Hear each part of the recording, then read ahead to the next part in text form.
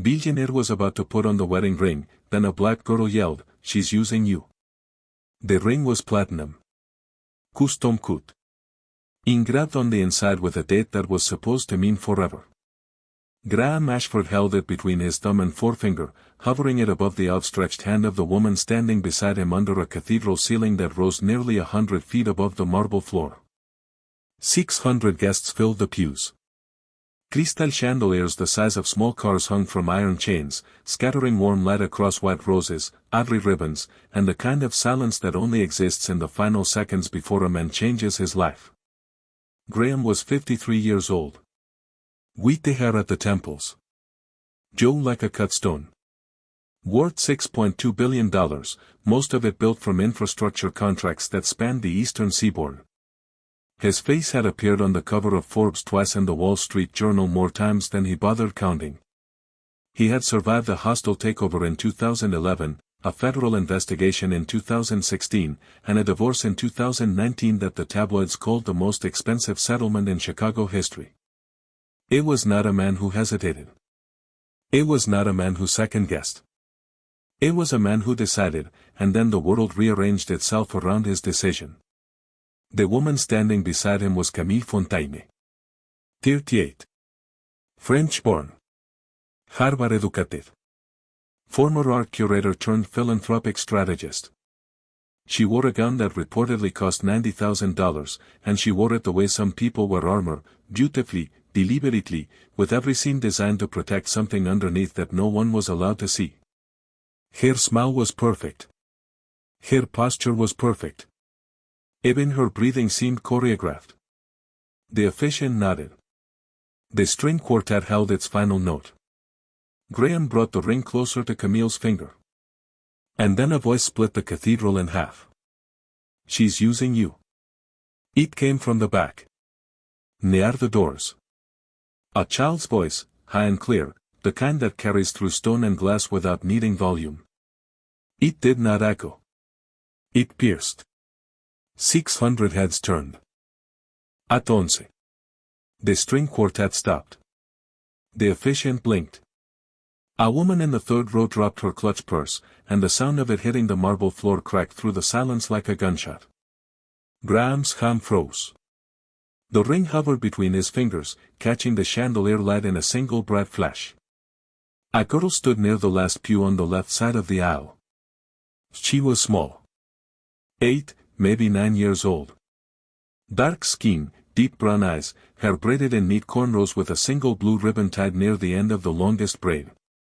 She wore a denim jacket 2 sizes too large, a pair of white sneakers with scuffed toes, and a canvas backpack that hung from one shoulder like it weighed more than it should. Against the backdrop of 600 guests in designer suits and evening gowns, she looked like a sentence written in a language nobody in the room expected to hear. She did not look scared. She did not look angry. She did not look like she was performing or seeking attention or trying to impress anyone. She looked the way people look when they have traveled a long distance to deliver something important, and they have finally arrived. There was a stillness about her that didn't belong to a child. It belonged to someone who had already made the hardest decision of their life and was simply waiting for the rest of the world to catch up. A security guard near the entrance took a step forward. An usher raised his hand as if to signal someone. But something in the room, some invisible current running between the girl and the man at the altar, made everyone hesitate. As if touching this moment would break something that needed to be heard first. Graham's smile did not vanish instantly. It faded. Slowly. The way sunlight disappears behind a cloud, not all at once, but completely. "Excuse me," he said. Camille was the first to recover. She let out a small, polished laugh and touched Graham's arm. The touch was light. Strategic. The kind of touch that says, "I am calm, and you should be too." "Poor thing," she murmured. "Someone must have let her in by mistake." A few guests nodded. The explanation was comfortable. Logical. Easy to accept. Children wander into classes. Doors get left open. Security makes mistakes. The world could be put back in order with a simple escort to the lobby. But the girl did not move. She did not look at Camille. She did not look at the guests. Her eyes were fixed entirely on Graham, as if he were the only person in the building who mattered. She's using you, she repeated. Quieter this time. But the quiet made it worse. She doesn't love you. And if you put that ring on her finger, you'll lose everything. A collective inhale moved through the cathedral like wind through a field. Graham lowered his hand. The ring disappeared into his closed fist. It turned fully toward the girl. What's your name? He asked. Kira. Kira Dawson. And how did you get in here, Kira? She paused. The kind of pause that meant she was choosing her words, not searching for them. The side door near the parking lot was open. But that's not why I'm here. Camille stepped forward. The warmth in her voice was calibrated so precisely it almost sounded real. Sweetheart, this is a private ceremony. I'm sure whatever you think you saw. I didn't think I saw anything, Kira said. You know what I saw? The sentence landed without decoration. No emphasis. No drama. Just certainty. The kind that comes from a place that has nothing to do with age. Graham studied her. He had spent 30 years sitting across tables from people who lied for a living. Lawyers, politicians, executives, competitors, men and women who could smile while dismantling your entire life. He knew what deception looked like. He knew its posture, its rhythm, its tells. This girl had none of them. She looked worried. Genuinely worried. The way someone looks when they know something terrible and cannot understand why nobody else can see it. Tell me, he said. Camille's fingers tightened on his arm. Graham, please. We have 600 guests. Cameras. The press is outside. I know. Then you cannot seriously. I said tell me. He was looking at Kira. The cathedral went still. Not the polite stillness of a ceremony. The raw, charged stillness of a room that has just realized something is about to change. Kira reached into her backpack and pulled out a manila envelope. Seek. Creased at the edges. Held together with a rubber band that looked like it had been wrapped and unwrapped a dozen times. Several guests leaned forward. Camille's hand dropped from Graham's arm. 3 weeks ago, Kira said, I was with my grandmother. She cleans offices downtown. Big buildings. The ones with the glass lobbies and the security guards who don't look at you when you walk in because you're wearing a uniform. She said it without bitterness. Without self-pity. Just fact. The way someone describes the weather or the time of day. Graham listened. The room listened. 600 people who had never cleaned anything in their lives sat in silence while a child whose grandmother scrubbed their floors told them a truth none of them had been willing to see. I was waiting in the lobby of the Whitfield building because Grandma was finishing the 14th floor. It was late. Almost 11. The lights in the lobby were half dim. The cleaning crew had already finished the first floor, and everything smelled like lemon floor polish. Nobody was supposed to be there. Kira paused. Her fingers tightened slightly around the strap of her backpack. But somebody was. Graham felt something shift in his chest. Not a thought. A feeling.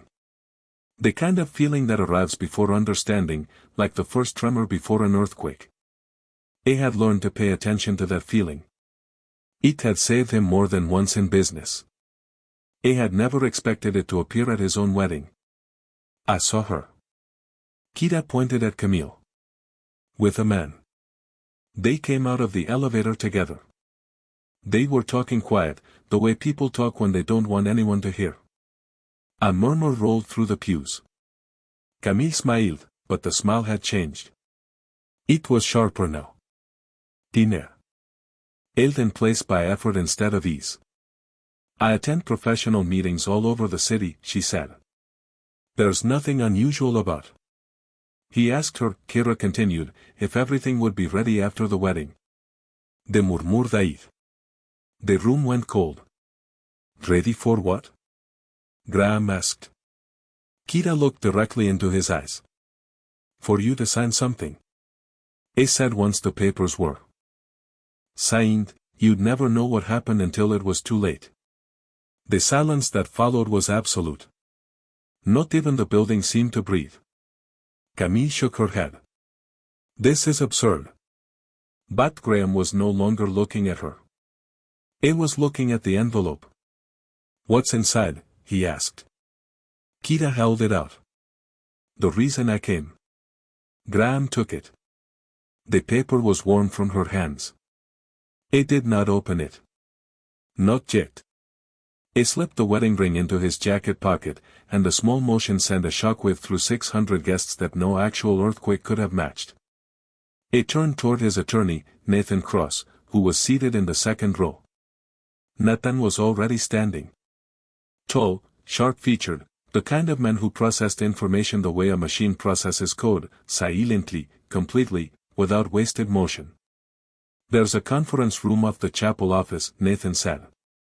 Graham nodded. Camille stepped forward. You are not walking away from this altar. Graham looked at her. His expression carried no anger. No accusation. Only the quiet, devastating neutrality of a man who has decided to find out the truth before he decides what to feel about it. I'm not walking away, he said. I'm postponing a decision until I know what I'm deciding. He turned and walked toward the side corridor. Nathan followed. Kira followed. The guests watched in stunned silence as the groom, his lawyer, and an 8-year-old girl in a denim jacket disappeared through a doorway that led away from the altar and into a part of the cathedral that most of them had never seen. Camille stood alone beneath the chandelier. Her bouquet hung at her side. Her face held its composure for exactly 3 more seconds. Then something flickered across it, not sadness, not guilt. Calculation. The rapid, invisible calculation of a person whose plan has just encountered an obstacle she did not anticipate. The conference room was small. A wooden table. 4 chairs. A crucifix on the wall.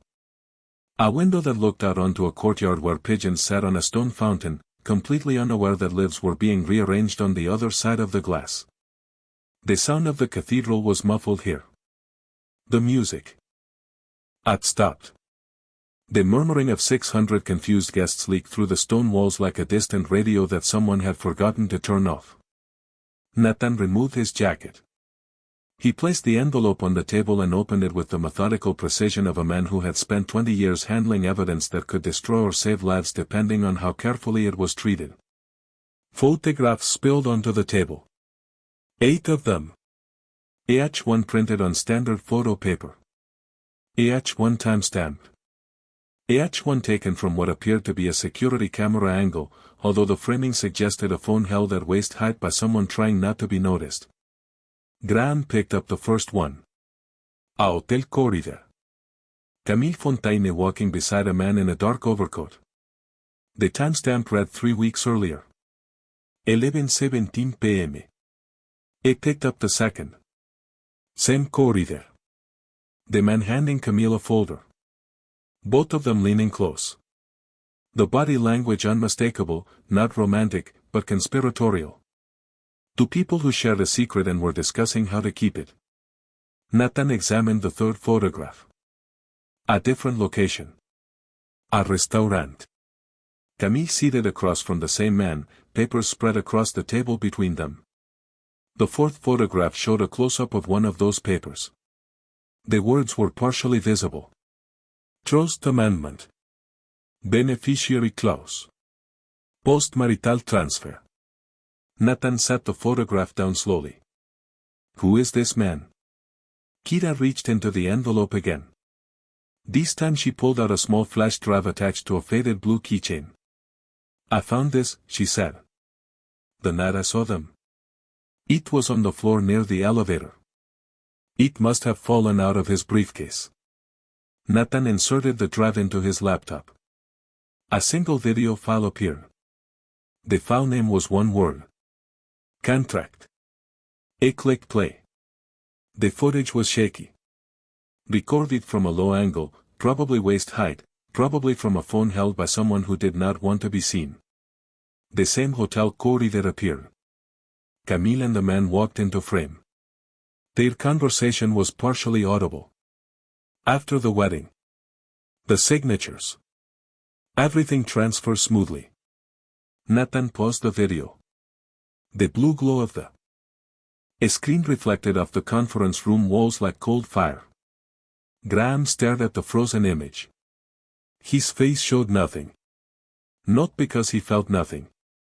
Because what he felt was too large to fit into any expression a human face could make. Nathan resumed searching the drive. Folders appeared. Spreadsheets. Email screenshots. Financial records. Each file opened like a door into a room Graham never knew existed in his own life. The deeper Nathan went, the clearer the picture became. That is. Account numbers. Legal filings. Sale entities registered in Delaware. A transfer plan meticulously assembled over months, designed to redirect significant portions of Graham's estate and corporate holdings through a series of post-marital amendments that would activate automatically once certain documents were signed. The sophistication of it was staggering. This was not an impulsive scheme. This was architecture. Carefully designed, carefully timed, carefully hidden inside the legal machinery of a marriage that was supposed to look like love. These aren't theoretical, Nathan said quietly, removing his glasses and rubbing the bridge of his nose. These are operational. Somebody has already filed preliminary paperwork with the county clerk's office and 2 trust administration firms. Graham looked at him. Filed where? Nathan pulled up a legal database. His fingers moved quickly across the keyboard. The room was so quiet that each keystroke sounded like a small hammer striking a small anvil. The search returned a result that made both men go still. A beneficiary amendment. Filed 32 days earlier. Connected to 3 of Graham's primary trusts, the Family Trust, the Corporate Equity Trust, and the Charitable Foundation Endowment. Each one worth hundreds of millions of dollars. Each one now linked to authorization credentials that traced back to Graham's personal account. I never signed that, Graham said. His voice was flat. Not angry. Flat. The kind of flat that happens when emotion is so large that the body refuses to let it through. I know, Nathan replied. But someone used your credentials to make it look like you did. The digital signature matches your authentication profile. Whoever did this had access to your secure login, your verification codes, and your filing authority. The implication was clear. This was not an outsider's work. This came from someone close enough to know the codes, the systems, and the patterns of Graham's daily life. Kira sat quietly in her chair, watching the adults process what she had carried alone for 3 weeks. Her hands rested on her backpack. The blue ribbon in her hair had come slightly loose, but she didn't fix it. She understood enough to know that what was happening was serious, even if the specific words and numbers on the screen were beyond her. She understood expressions. She understood silence. And right now, both men looked the way her grandmother looked when the rent check didn't clear. Nathan opened another file. A name appeared that connected every transaction, every meeting, every document on the drive to a single individual. Ethan Mars. Financial consultant. Asset restructuring specialist. Private advisor to high net worth individuals. And his most prominent current client. Camille Fontaine. Graham closed his eyes. Not in defeat. In recalibration. The way a machine shuts down for a moment before restarting with new information. There's more, Nathan said. He had found a protected folder inside the drive. Password locked. A security question appeared on the screen. What was the location of the first meeting? Nathan tried Grand Harbor Hotel. Access denied. He tried the Whitfield building. Access denied. Kira stared at the screen. Her brow furrowed. She reached for one of the photographs and studied the background. Behind Camille and the man, through a glass window, a reflection was visible. A sign across the street. Lakeside Yacht Club, she said. Nathan entered it. The screen paused. Then the folder unlocked. 5 files appeared. Nathan opened the first. A detailed timeline filled the screen. Faces. Objectives. Dates. Each one connected to a stage of Graham and Camille's relationship. Initial contact phase. Public relationship phase. Engagement announcement phase. Legal preparation phase. Marriage execution phase. Graham read the word slowly. Marriage. Execution phase. Not marriage. Execution. As if the wedding were a task on a project plan. A deliverable. A mechanism designed to trigger a sequence of financial transfers that would begin the moment he signed the marriage certificate. Nathan opened the next file. Email after email between Ethan Marsh and unknown recipients. Most names were redacted. But one appeared repeatedly. Camille Fontaine. The messages discussed timelines, legal windows, signature protocols. One line appeared near the bottom of a message dated 2 weeks earlier. Once the ceremony is complete, phase 2 begins. Another message read, public perception remains essential. And another, confirmation required before signature event. Graham felt his jaw tighten. Every email orbited the same date. Today. The wedding day. The day he was supposed to stand beneath a chandelier and promise his life to a woman who had apparently been planning how to take it apart. Nathan opened the final file. A contingency document.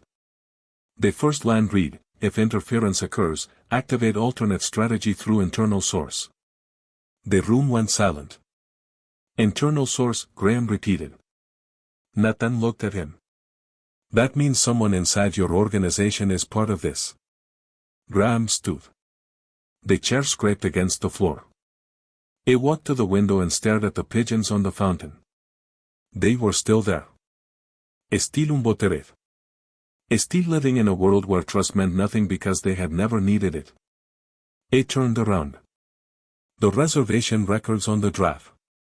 You said one of them was scheduled for today. Nathan checked. Executive Suite. Grand Harbor Hotel. 40 minutes from now. Registered guests. Ethan Marsh and Camille Fontaine. Kira looked between them. If she's supposed to be at her own wedding, why does she have a meeting somewhere else? The question was simple. Devastating. The kind of question only a child would ask because adults had trained themselves not to. Graham picked up his jacket. We're going. Nathan closed the laptop. This could be a trap. It could also be the only chance we have to see the truth with our own eyes. They left through the side entrance. A black SUV was waiting in the courtyard. Graham, Nathan, and Kira climbed in. The driver pulled away from the cathedral without asking questions. The drive across Chicago took 22 minutes. Rain had started falling. Light at first, then steady, drawing silver lines down the tinted windows. Kira sat in the back seat with her backpack on her lap, watching the city slide past in blurred streaks of gray and gold. Nathan's phone buzzed. He looked at the screen. His face changed. What is it? Graham asked. Nathan turned the phone toward him. A text message from an unknown number. He knows. Activate the alternate strategy. Kira read it twice. Who sent that? Unknown. Graham stared at the 6 words. Whoever was running this operation now knew the wedding had been interrupted. The clock was no longer ticking. It was sprinting. The Grand Harbor Hotel rose against the lakefront like a monument to the kind of wealth that most people would never touch. 40 stories of glass and steel, flanked by manicured gardens and a private marina where yachts sat in their slips like sleeping animals. The lobby was all marble and mahogany, and the quiet, expensive hush of places where powerful things happen behind closed doors and nobody on the outside ever knows. Nathan spoke with the concierge. A brief conversation. Professional. Discreet. The kind of exchange that happens in hotels where discretion is not a policy but a religion. It confirmed the reservation. Executive Suite 12. Active. Occupied. Two guests checked in 40 minutes ago. They took a private elevator to the 12th floor. The ride was silent. Graham stared at the brushed steel doors and watched his own reflection stare back. The man in the reflection was wearing a wedding suit. A boutonniere still pinned to his lapel. A ring in his pocket that was supposed to be on someone's finger by now. It looked like a groom. It felt like something else entirely. The 12th floor hallway was long, carpeted in deep burgundy, dimly lit by wall sconces that cast warm circles of light on the wallpaper between each suite door. The kind of hallway where footsteps made no sound and conversations stayed exactly where they were spoken. Then they heard voices drifting through a door that had been left slightly ajar at the far end of the corridor. The sounds were muffled but distinct enough to separate into individual speakers. Graham stopped. Nathan stopped. Kira stopped. The first voice belonged to Ethan Marsh. Confident. Mature. The ceremony should already be finished. The second voice belonged to Camille. Frustrated. Tight. Something went wrong. Then we adapt. Papers shuffled inside the room. A chair moved. Once he signs the revised documents, Ethan said, everything stays on schedule. You don't understand, Camille replied. He's asking questions now. It stopped the ceremony. A pause. Then Ethan laughed. Not nervously. The laugh of a man who had planned for every contingency including this one. That is why we built the alternate strategy. Graham's hands closed into fists at his sides. Not from anger. From the effort required to remain still when every instinct demanded motion. Then a third voice entered the conversation. A voice Graham recognized instantly. A voice that had been in his office every Monday morning for nearly 12 years. Robert Price. His chief financial officer. The interruption changes the timeline, Robert said calmly. But not the outcome. Graham felt the floor tilt beneath him. Robert. 12 years of trust. 12 years of confidential meetings, financial reviews, strategic decisions shared across desks cluttered with coffee cups and quarterly reports. Robert had attended his daughter's graduation. Robert had visited him in the hospital after his surgery. Robert had been one of 6 people invited to his private birthday dinner last year. And Robert was in that room. With them. Planning his destruction. Not with anger. Not with passion. With the calm, measured efficiency of a man marking items off a checklist. The betrayal was not abstract anymore. It was not numbers on a screen or forged signatures in a database. It was a voice Graham recognized as well as his own, discussing how to dismantle everything he had built with the detachment of someone who had already decided that loyalty was a currency with an expiration date. Graham leaned against the hallway wall and forced his breathing to slow. 60 years of negotiations had taught him to override emotion with discipline, to convert shock into data, to listen when every nerve demanded action. Nathan silently activated the recording function on his phone and held it close to the gap in the door. Inside the suite, Ethan spoke again. Can Graham still be convinced to sign? Robert's answer came without hesitation. Without remorse. He trusts me. If I tell him the amendments are standard legal updates tied to the merger integration, he'll review them. He always reviews what I recommend. He'll push back on 2 or 3 minor points, feel satisfied that he's done his due diligence, and sign. That's his pattern. eBay watched it for 12 years. The words landed like stones dropped into still water. Not because they were false. Because they were devastatingly, precisely accurate. Robert knew him. Knew his habits, his rhythms, his blind spots. Knew exactly which levers to pull and exactly when to pull them. The intimacy of the betrayal was worse than the betrayal itself. It was not a stranger attacking him from outside. It was someone who had been standing inside the walls for over a decade, memorizing where every door was and which ones had no locks. Camille's voice turned sharp. And if he refuses? If that girl showed him enough to make him suspicious of everything? A long silence followed. The kind of silence that fills a room when the answer matters more than the question. Then Robert spoke. Then we moved to phase 3. Nathan and Graham exchanged a look. Phase 3. Another layer. Another contingency built into a plan that had apparently anticipated every possible outcome except the one that had actually occurred, an 8-year-old girl in a denim jacket standing in a cathedral doorway. The voices continued. Ethan said, we should not underestimate the girl. Camille exhaled in frustration. I still cannot believe an 8-year-old caused all of this. The child was not the real problem, Ethan replied. The problem was that someone left evidence where it could be found. Robert's voice was colder now. Which means we still have a leak. Footsteps moved inside the room. A chair scraped. Someone was approaching the door. Graham pulled Kira and Nathan behind a decorative alcove near the elevator. They pressed against the wall. Seconds later, the suite door swung open and Ethan Marsh walked into the hallway, phone pressed to his ear. No, he said quietly. We're handling it now. It turned the opposite direction and disappeared around the corner. Nathan whispered, the door didn't close all the way. They moved back. Through the gap, Robert and Camille's voices carried clearly. Camille's tone had changed. Softer. Almost reflective. Once everything is finalized, what happens to him? Robert answered without hesitation. He keeps enough to remain comfortable. The public never knows.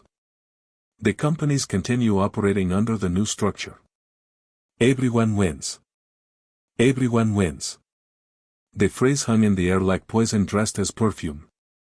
Not once in the entire conversation had anyone mentioned honesty. Not once had anyone mentioned love. Not once had anyone mentioned Graham as a person rather than an obstacle to be managed. Nathan recorded every word. Then Robert said something that made all three of them freeze. The revised documents are already at the cathedral. If anyone finds the envelope hidden in the altar office, the entire operation collapses. Graham looked at Nathan. Nathan looked at Graham. Kira was already moving toward the elevator. The drive back to the cathedral felt nothing like the drive to the hotel. There was no confusion anymore. No ambiguity. No questions without answers.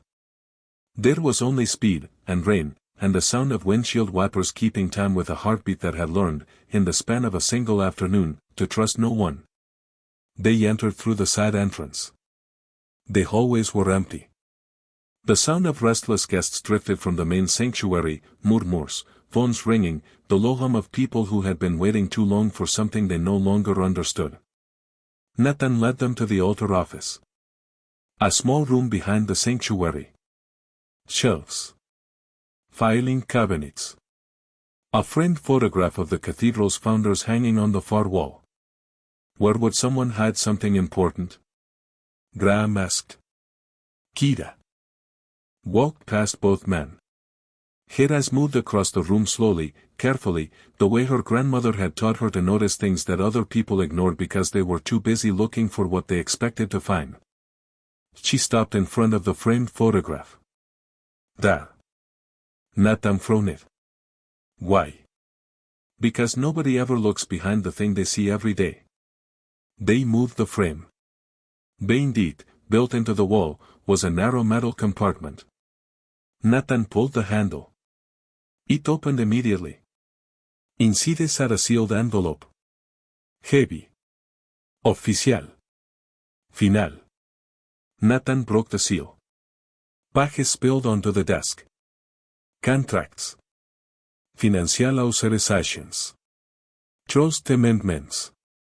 Corporate transfer instructions.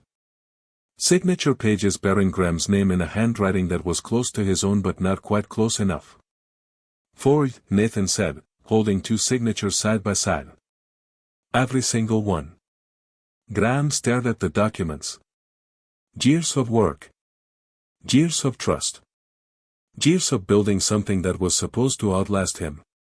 All of it targeted by people he had invited into his life, his home, his future. Then a folded letter slipped from the bottom of the envelope and landed on the desk. Kira picked it up. "There's a name," she said. Graham took it.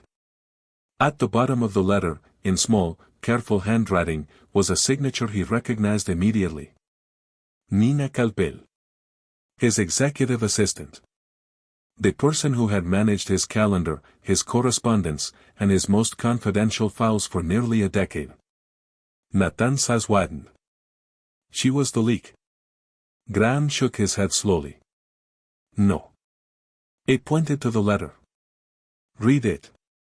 Nathan unfolded the page and read silently. Then he looked up. His expression had changed entirely.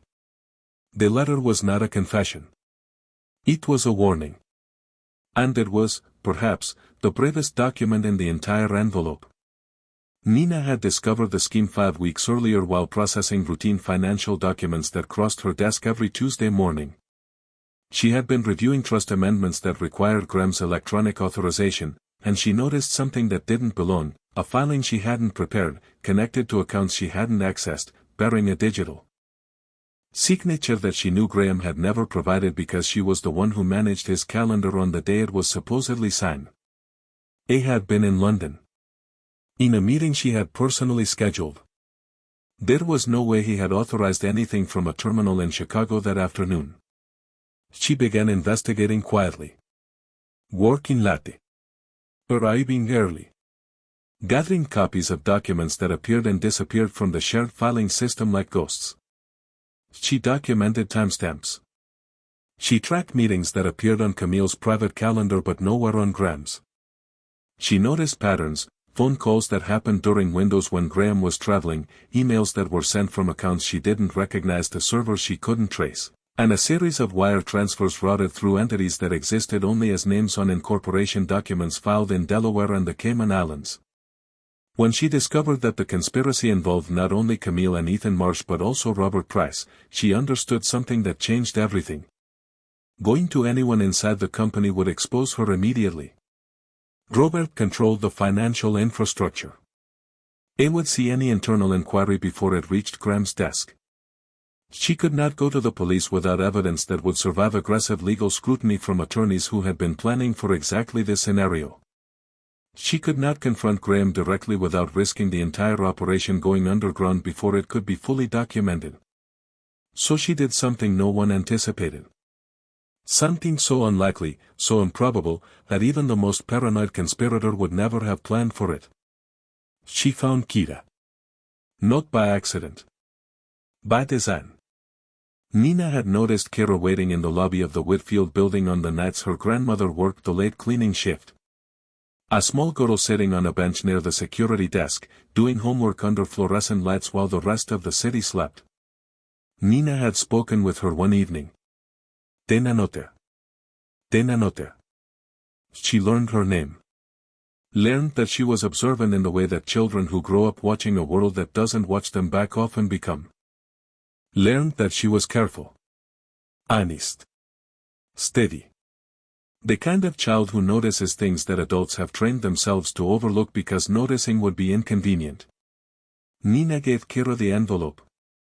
She gave her the flash drive. She told her what to look for and when. She explained, in words an 8-year-old could understand, that a good man was about to be hurt by people who were supposed to love him, and that the truth needed to reach him before the wedding, because after the wedding, it would be too late. And then Nina disappeared. Took a medical leave of absence. Left no forwarding address. Removed herself from the story entirely so that no one connected to the conspiracy would trace the evidence back to its source. She erased herself the way only someone who truly understood the danger could, completely, deliberately, without leaving a single thread for anyone to pull. The letter ended with a single sentence, written in handwriting so precise it looked like it had been traced from a template. Sometimes the truth needs to arrive in a way that no one sees coming. That is why I chose her. Graham set the letter down. He stood by the desk for a long moment, looking at the piles of evidence spread across the surface like the wreckage of a life he thought he understood. Contracts built on forgery. Relationships built on calculation. Trust weaponized by the very people he had armed with it. Then he looked at Kira. She was sitting in the wooden chair, her backpack on the floor beside her, the blue ribbon in her hair slightly crooked, her hands folded in her lap the way they had been folded since the moment she first walked into the cathedral. She looked tired. Not the tiredness of a child who has stayed up past bedtime. The tiredness of someone who has carried something heavy for a very long time and has finally set it down. Did you know? He asked softly. Did you understand what Nina was asking you to do? Kira thought about it. Really thought about it, the way children do when they respect a question enough to give it an honest answer instead of a quick one. She told me that a good man was about to be hurt by people who were supposed to love him. She said. The only way to stop it was for someone to tell him the truth before it was too late. She paused. She also told me I might get in trouble. She told me people might not believe me. She told me they might laugh. And you came anyway. My grandmother says you can always tell when someone is being honest, because honest people look scared when they're asking for help. Miss Nina looked scared. Graham felt something break open inside his chest. Not pain. Not relief. Something larger. Something that had been sealed shut for years behind layers of success and authority and the quiet loneliness that comes with being a person everyone wants something from. He had spent his life surrounded by people who told him what he wanted to hear. And the one person who told him the truth was someone the world had taught him to overlook. He knelt down so his eyes were level with hers. Do you understand what you did today? Kira looked at him. Her brown eyes were clear and steady. I just told you what I knew. No, Graham said. You walked into a room full of 600 people who could have ignored you, laughed at you, called security, or thrown you out. People in gowns and suits who had more money and more power and more authority than you will probably ever have. And you stood there, in a denim jacket and sneakers, and you spoke anyway. That's not just telling the truth, Kira. That's courage. The kind most adults never find in a lifetime. Kira touched the blue ribbon in her hair. It was something her grandmother had tied that morning, before Kira had left the apartment carrying a backpack full of someone else's secrets and a level of bravery that most grown men would never achieve. My grandma says courage isn't when you're not scared. It's when you're scared, and you do it anyway. Graham smiled. Not the polished, camera-ready smile he wore for press conferences and investor meetings. A real smile. Imperfect. Unguarded. The kind that costs something to give because it comes from a place that has no armor and no agenda. He stood and turned to Nathan. Freeze every account connected to those documents. Notify the FBI about the forged signatures. Suspend Robert prices. Access to all company systems immediately. Nathan was already typing. And Camille? Graham looked toward the door. Beyond it, somewhere inside the cathedral, a woman in a $90,000 gown was still waiting at an altar for a man who was never coming back. She'll know soon enough, he said. The weeks that followed moved with the speed and weight of an avalanche. Federal investigators subpoenaed the forged documents, the financial records recovered from the flash drive, and the audio recordings from the hotel suite. The evidence was overwhelming. Not circumstantial. Not ambiguous. Overwhelming in the way that leaves no room for interpretation or excuse. Ethan Marsh was arrested on 12 counts of fraud, conspiracy, and identity theft. His offices were raided on a Tuesday morning while he was eating breakfast at a restaurant 3 blocks away, still believing that the alternate strategy would hold. Robert Price resigned before the end of the following week. He cooperated with the investigation under a plea agreement that his attorney negotiated in a conference room not unlike the one where the truth had first been revealed. He admitted to providing Graham's secure access credentials to Ethan Marsh. He admitted to attending planning meetings at the Grand Harbor Hotel. A admitted that his motivation had been a promised equity stake in the restructured entity that would have emerged from the ashes of Graham's estate. 12 years of loyalty, traded for a number on a piece of paper that would never have been honored anyway. Camille Fontaine retained a team of defense attorneys and refused to comment publicly. But the paper trail was too deep, the recordings too clear, and the forged documents too numerous for silence to serve as strategy. Charges followed within the month. Her assets were frozen pending the outcome of the investigation.